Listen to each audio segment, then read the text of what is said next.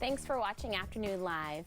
Today is National Beach Day, so what better time to learn about one of the most diverse ecosystems on the planet, the Sargasso Sea. Here to share some fascinating facts from the soon-to-be-released Sea Without a Shore, we welcome back science author and illustrator Katherine Roy. It's great to see you. Thank you for having me, Hannah. I know this has been such a passion project for you. I was just asking you from kind of research to now, several years in the making. Yeah, I first heard about the project about 4 years ago from the author, Barb Rosenstock. We're good friends, and this is our second book together. And she was so excited to learn about the Sargasso Sea and that she wanted me to illustrate this book. But it took a long time from getting the right team together and then finding the time of year that we could go out to Bermuda to actually research it. So, and then actually making the art, and then it has to come out. So yeah, it's been a long process. But it's so great to hear that so much love and care and attention went into a project like this. Tell me about your travels to Bermuda and what you got to experience there. Yeah, so I didn't know much about the Sargasso Sea before working on this book, but it is the only sea on Earth without a shore, which means that it is defined by currents instead of land mass. So out in the middle of the Atlantic, there are these 5 ocean currents that swirl clockwise, and these rafts of seaweed called Sargassum seaweed float there, and so the Sargasso Sea is named for them.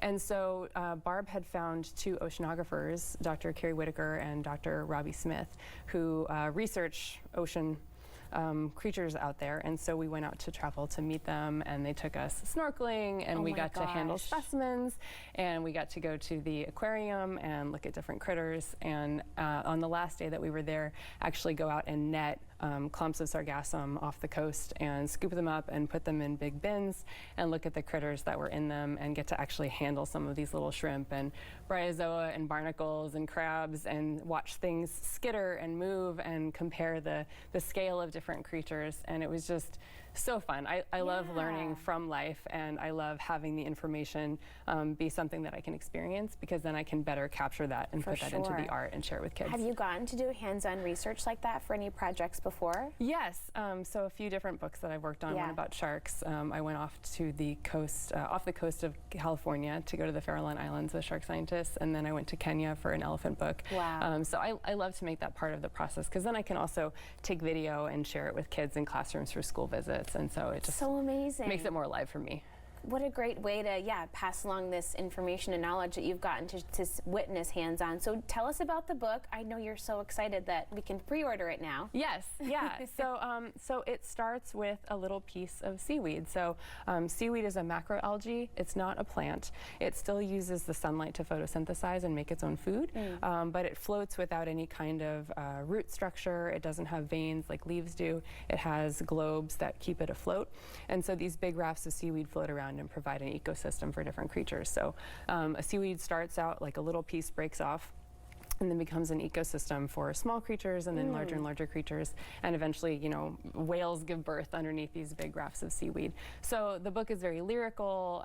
I tried to do the best I could to make it a beautifully illustrated book, and it's really a simple story following this ecosystem become a home for all these different creatures. Well, I always love all the beautiful colors you use in your illustrations. Is it kind of overwhelming when you're there in Bermuda and you're handling the specimens and you're going, oh my gosh, I have to bring these to life on a page eventually? It is scary. It is scary. I actually wrote my sketchbook. I'm going to hold it up. So one of the things that I was trying to do was to figure out what kind of colors I wanted to use.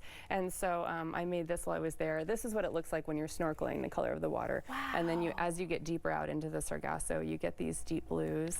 And then this is the color of the different seaweeds when it's fresh versus when it's kind of dead on the beach.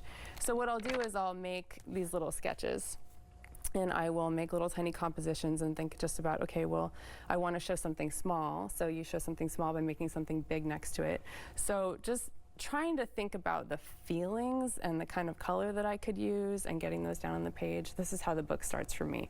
I've got the manuscript. I'm trying to figure out how to break it up into pages, and then eventually, you know, the drawings get better and better and become actual sketches that someone else can understand what's going on. Right. But this is where a book starts. It's so cool to see the beginnings of all that. So let's tie this in locally if we can. A lot of us are heading to the coast for this long weekend. Yeah. Can you share any fun stuff about local seaweed in our area? Yeah, so we don't have sargassum off of our coast, but we do have a couple of different kinds that you can find. So there's rockweed, which is what grows when the tide is low all over the rocks. It looks looks like little crab hands or little mittens. It's kind of fluffy looking and like kind of a yellowish green. Okay. But my favorite is bull kelp, which is the really long kelp that you can almost like jump rope with and make sandcastles. So that kind of kelp grows in forests. It doesn't have roots, but it has a hold fast. So there's like kind of a fist on one end.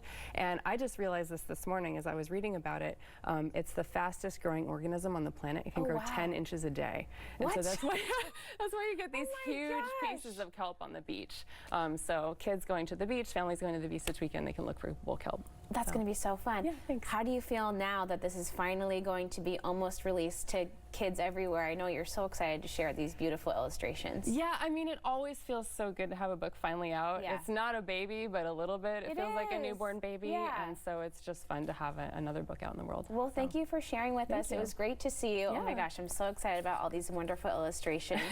The book, again, is Sea Without a Shore. It comes out September 10th. We'll have more information, including how you can pre-order, all on our website at katu.com.